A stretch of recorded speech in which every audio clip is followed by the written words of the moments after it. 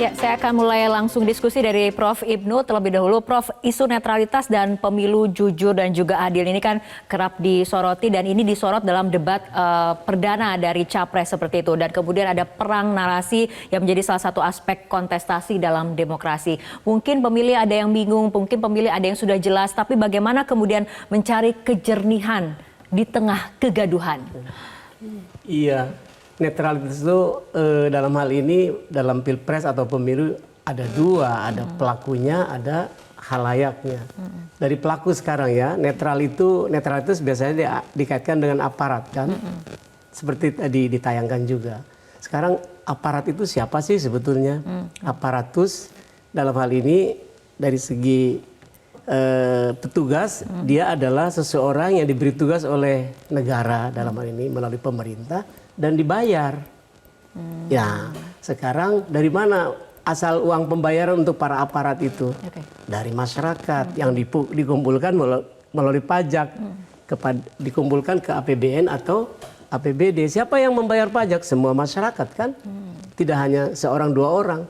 Sehingga kalaulah aparat itu sadar bahwa dia dibayar oleh semua masyarakat melalui pajak yang dikumpulkan melalui APBN, APBD itu, seharusnya aparat itu bukan netral ya, tapi berpihak pada semua orang.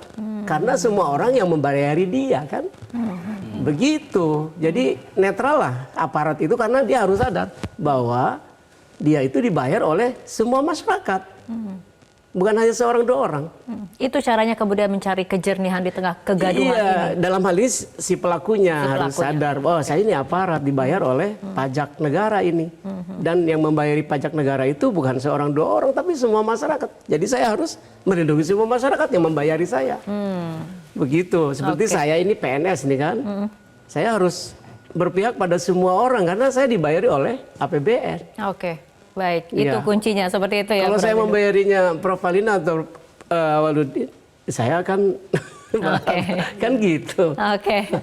Kita bergeser ke Prof. Hamid. Prof. Hamid, narasi melanggengkan kekuasaan tengah menjadi topik perbincangan nih, Prof. Sebagai mantan dubes di Rusia, ini pastinya banyak kemudian mengamati manuver politik dari seorang Putin gitu ya. Apakah ada kemirikan dinamika politik di dalam negeri dengan yang terjadi di Rusia? Pertama saya ingin katakan ada iklan furnitur berbunyi sebagai berikut. Sekali duduk lupa berdirinya. Itu likna itu ya. Nah begini, kita tidak bisa pisahkan dengan rentetan kejadian masa lalu ini. Asumsi itu. Pertama, 2 tahun yang lalu ada isu mengubah konstitusi untuk menjadi 3 periode. Ya, itu dulu. Pada umumnya partai besar tidak mau. Kenapa? Mereka sudah siap dengan calonnya kan. Lalu tidak bisa itu muncul isu memperpanjang 3 tahun. Alasannya adalah karena COVID, tidak efektif pemerintahan. Tapi ini kan terbantah. Kenapa waktu di tengah COVID pemilihan kepala daerah boleh, tidak diperpanjang kan? Nah itu. Sekarang isu itu muncul, ya kan? Kenapa? Karena tiba-tiba ada orang dengan berbagai kiat didesakkan untuk menjadi calon atau peserta kontestan pemilihan presiden dan wakil presiden. Nah, yang didesakkan ini masih berkaitan dengan yang 2 peristiwa tadi, sehingga siapapun di Republik kita ini sah-sah saja berpikir seperti itu, bahwa ada aroma keinginan, ada gelagat kehendak untuk mengikuti jejak Putin, memperpanjang kekuasaan. Karena ternyata memang sekali duduk lupa berdirinya. Jangan pisahkan dengan rentetan ke belakang ini, kejadian ini. Artinya ada kemiripan memang dinamika politiknya seperti itu tidak bisa kemudian dilepaskan seperti itu ya Prof. Nggak bisa. Bagaimana mungkin Anda melepas? Kalau nggak ada, tapi kan ada 2 rentetan kejadian 2 tahun terakhir ini kan. Sehingga orang susah sekali mengatakan tidak ada kaitannya.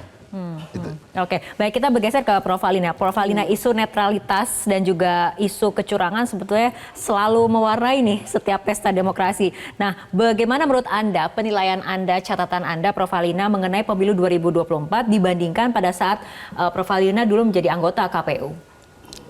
Ya, saya kira memang yang paling penting untuk menghasilkan satu pemilu yang jujur, adil, dan demokratis itu adalah netralitas. Tidak hanya netralitas dari aparat ya, tapi terutama adalah netralitas dari penyelenggara pemilu. Sebab di dalam konstitusi kita hasil perubahan ketiga, itu pasal 22D, itu dikatakan bahwa pemilihan umum diselenggarakan oleh sebuah komisi pemilihan umum yang bersifat nasional, tetap, dan mandiri. Nah, mandirinya itu bisa mandiri sendiri, itu arti independen, non partisan. Jadi mesti independen, mesti netral dan bersikap imparsial. Gitu. Nah, ini penting sekali sebab kalau penyelenggara pemilunya itu tidak profesional, tidak netral dan tidak mandiri, maka kemudian penyelenggara pemilu tidak dapat memperlakukan setiap peserta pemilu, partai maupun para kandidatnya secara setara, dan juga tidak bisa memperlakukan pemilih juga secara setara. Dan begitu. Jadi ini akan berpengaruh terhadap kualitas dan integritas dari hasil pemilihan umum. Jadi penting sekali netralitas dari penyelenggara pemilu, dan tadi itu yang tadi disampaikan ya, netralitas dari aparat, aparatur negara. Oke, baik, Prof. Alina, kita lihat mengenai kinerja dari penyelenggara pemilu ataupun KPU sendiri terkait Pilpres ini. KPU ini sudah minimal 2 kali dikritik. Pertama mengenai menerima pendaftaran Gibran, dan yang kedua yang kemudian menjadi drama dan juga polemik adalah mengenai perubahan format debat. Sebagai orang yang pernah ada di DKPP, apakah Anda menilai ada indikasi KPU tidak netral, Prof. Alina? Ya, ini yang ramai ya dibahas ya oleh masyarakat kita ya. Saya kira ini juga ada kaitannya dengan soal kemandirian, betulnya ya. Misalnya mengenai tadi pertama mengenai pendaftaran pasangan calon Prabowo Gibran ya. Meskipun sudah ada putusan dari MK, tapi kan PKPU-nya belum direvisi ya waktu itu. Jadi masih berlaku kan, artinya PKPU-nya masih mengacu kepada ketentuan undang-undang yang berlaku sebelum keluarnya putusan MK itu. Nah, saya kira kan mestinya itu mesti PKPU-nya dulu diperbaiki. Tapi belakangan kan mereka mengatakan bahwa ini mesti menunggu persetujuan dari Komisi 2 DPR begitu, untuk merubah PKPU. Nah, menurut saya sebetulnya ini menjadi kewenangan penuh dari penyelenggara KPU, sebab pasca putusan MK itu yang membatalkan ketentuan dalam undang-undang sebelumnya yang dikatakan bahwa konsultasi pada DPR itu bersifat mengikat, itu sudah dibatalkan oleh MK. Jadi tidak lagi bersifat mengikat. Jadi artinya Mahkamah Konstitusi itu benar-benar menjaga kemandirian, independensi dari penyelenggara pemilu. Jadi mestinya nggak perlu menunggu persetujuan dari dari DPR, perbaiki saja PKPU-nya. Jadi menurut Prof. Alina melihat ada indikasi apa ini? Kemandirian. Kemandirian ini harus benar-benar dipegang oleh penyelenggara pemilu supaya bisa menjadi wasit yang adil. Penyelenggara pemilu KPU itu kan wasit.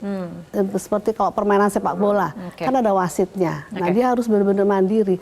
Nah, itu salah satu indikasi. Termasuk juga mengenai debat capres-cawapres ya. Itu kan sebetulnya juga sudah jelas ya di dalam undang-undang ketentuannya seperti apa, dan di PKPU-nya itu yang agak abu-abu, ya, yang tidak persis seperti yang dikatakan dalam undang-undang. Nah, saya kira penyelenggara pemilu itu perlu untuk menyampaikan pada masyarakat, ya, untuk membangun kepercayaan masyarakat, ya, melalui PKPU yang benar-benar disusun melalui satu proses konsultasi publik gitu kan ya. Kadang-kadang kan ini dikonsultasi publik, tapi kadang-kadang tidak semua stakeholdersnya itu hadir di situ gitu. Atau kadang-kadang sudah konsultasi publik rupanya tidak sesuai dengan aspirasi masukan pada waktu konsultasi publik. Jadi masih benar-benar bisa menjaga kemandiriannya sehingga masyarakat percaya bahwa ini penyelenggaraan 2004 benar-benar di tangan yang bisa dipercaya, sehingga bisa menjadi wasit yang baik, hasilnya juga dipercaya. Gitu. Baik, kita akan lanjutkan diskusi, tapi kita akan lihat kami telah melakukan jajak pendapat sederhana melalui media sosial. Hasilnya mayoritas responden mengaku pesimis aparatur negara akan netral dalam pemilu serentak 2024. Kita akan lihat bersama. Dengan pertanyaan, Anda optimis ASN, Polri, TNI akan netral dalam pemilu serentak 2024? Jawabannya yang mendominasi mengatakan tidak sebanyak 61%, sementara 39% sisanya mengatakan iya.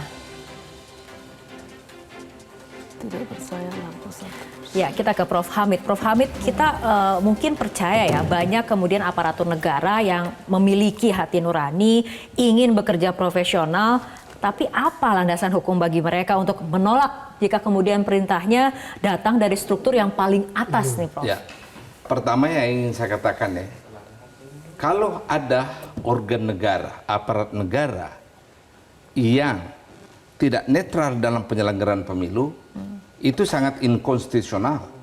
Kenapa? Secara normatif, dasar undang-undang pemilu kita kan jelas, asasnya kan, jujur dan adil. Kata adilnya itu ditujukan hanya kepada orang atau ke organ negara yang memiliki kewenangan dan kekuasaan. Yaitu siapa? Penyelenggara pemilu dan kekuasaan. Termasuk di dalamnya aparat negara. Itu kata adil itu. Kan tidak mungkin kata adil ditujukan kepada peserta pemilu kan? Tidak ada kekuasaan itu peserta pemilu. Yang punya kekuasaan adalah negara dan penyelenggara pemilu. Nah, ini kan sudah merebak kemana-mana ini cerita kan? Gelagat ini sudah merebak kemana-mana seperti yang Metro katakan tadi, pejabat bupati, penjabat wali kota, kok di drop dari atas kementerian. Dulunya kan tidak, cukup eselon 2 dari kantor gubernur kan? Sekarang kok banyak? Tiba-tiba di drop. Nah, orang pun mulai bertanya, ada apa ini? Satu, ya. Yang kedua, proses pemilihan pencalonan presiden ini ada sesuatu di mana orang pesimis tentang kejujuran itu kan. Kasus MK misalnya, satu, ya kan? Dan rentetan yang lain. Sehingga ketika orang mengatakan, saya pesimis, ini ada kejujuran. Wajar saja. Coba Anda bandingkan ya. Sejak kita reformasi, ini pemilu keempat kalinya kita selenggarakan. Kelima atau keempat? Kelima. Ya, kelima ya Bu ya? 4 sebelumnya tidak pernah rakyat sepesimis sekarang. Semua pemilu setelah reformasi itu disambut dengan entusiasme tinggi, optimisme tinggi, ya, dan bahkan kecelakaan pun tidak pernah dibayangkan dulu waktu pemilu-pemilu. Tapi kenapa sekarang orang semua saling memandang kan Bu Valina ya? Boleh nggak ini pemilu berjalan baik ya?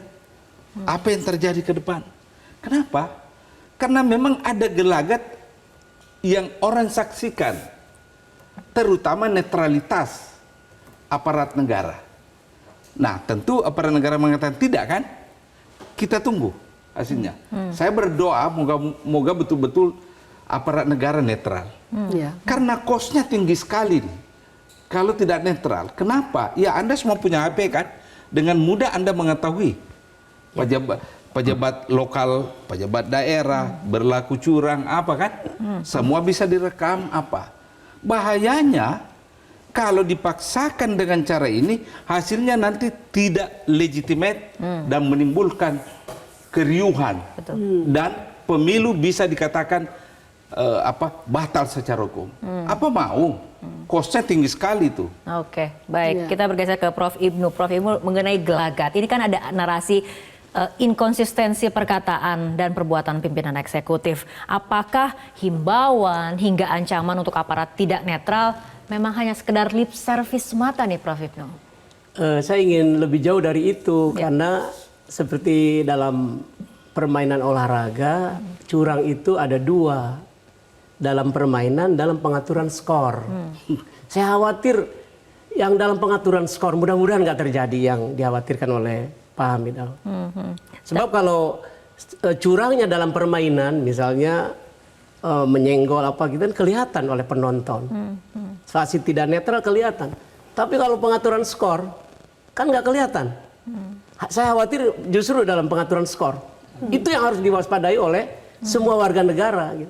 Dan pengaturan skor itu mulai dari perhitungan, mulai dari TPS sampai atas. Gimana kita mengawasinya? Seperti saya dari luar tidak punya kemampuan memantau skor ini benar-benar sesuai dengan realitas enggak sih? Gitu. Ini bentuk pesimis juga dari Prof Ibnu ya? Bukan, mengingatkan maksud saya. Gitu. Kan ini forum visi kenegarawan, kan, kenegarawan kira-kira begitu. Kan ini yang harus kita waspadai. Betul. Kalau ngikuti logikanya Pak Hamid tadi kan mahal kosnya. Kalau sampai orang tidak percaya dengan hasilnya. Karena itu pernyataan dari seorang tokoh yang menyebut jangan sampai ada kecurangan lagi. Ingat nggak pernyataan itu? Kalau ada kata lagi, berarti pernah dong. Kecuali pernyataannya begini, jangan sampai ada kecurangan. Itu belum lagi berarti. Tapi ini kan bunyinya jangan sampai ada kecurangan lagi. Loh, berarti pernah curang. Nah, kali ini jangan dong gitu. Karena itu siapa yang tahu mengenai bahwa skor itu benar-benar sesuai dengan permainannya, yang mengetahui lah begitu, bukan seperti saya yang ada di luar, yang ada di dalam penyelenggara pemilu itu. Karena itu mari kita himbau, selain menghindari kecurangan dalam permainannya, tapi juga jangan curang dalam pengaturan skornya. Gitu maksud saya. Ngeri hasilnya ini. Ngeri sedap. Baik Bapak-Bapak dan juga Ibu Valina, kita akan lanjutkan kembali perbincangan, tapi kita ikuti jeda berikut terlebih dahulu. Untuk segmen selanjutnya, jejak pendapat serupa menghasilkan mayoritas responden mempercayai berbagai narasi kecurangan menjelang pemilu serentak 2024. Dan kita akan mengulasnya sesaat lagi.